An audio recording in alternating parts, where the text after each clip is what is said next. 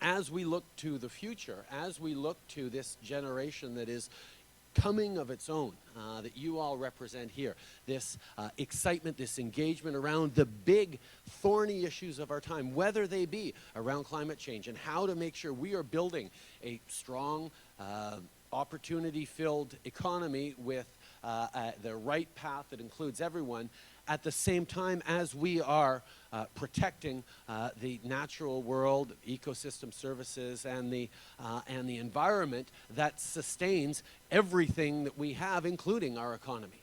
Getting that done together is one of the big challenges of our time, and that's why we're here in New York right now as a country to make sure that we're signing the Paris Declaration to move forward in concrete ways, even though we all know this isn't going to be easy. There are going to be massive challenges for every country around the world, including countries, and especially countries like Canada, that still have a large part of its economy in natural resources, and quite frankly, always will. But how we innovate and how we do better about how we are energy efficient and better in terms of reducing emissions and more responsible is part and parcel of how we're going to build a stronger economy.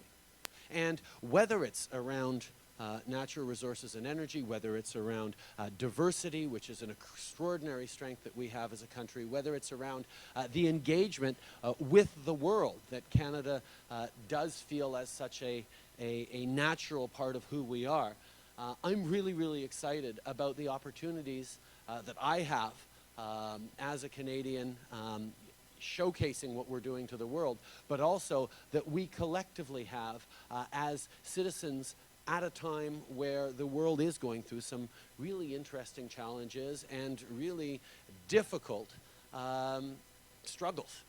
Hi, my name is Tom Gomboy. I'm a student at the School of Business, and I had a question regarding more climate change and climate capitalism. So I work right now under a former Canadian Trade Commissioner, and we are trying to accelerate private capital deployment into environmental opportunities. But what we're finding in the US and in Canada is that private partners just see investments like oil and gas as more safer than renewables sustainable. So what do you think are the right incentives and policy initiatives that can help accelerate that change?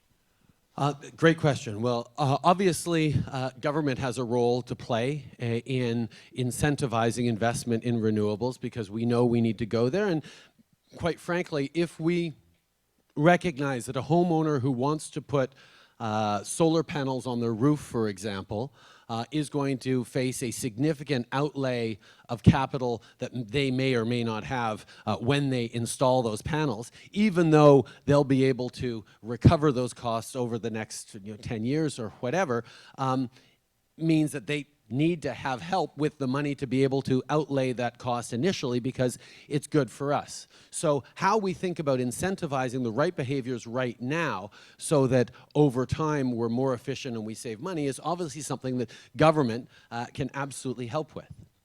But at the same time, there's only so much that government can do. And so much of it comes down to consumers and consumer choices. And recognizing as individuals and as consumers that our choices have an impact.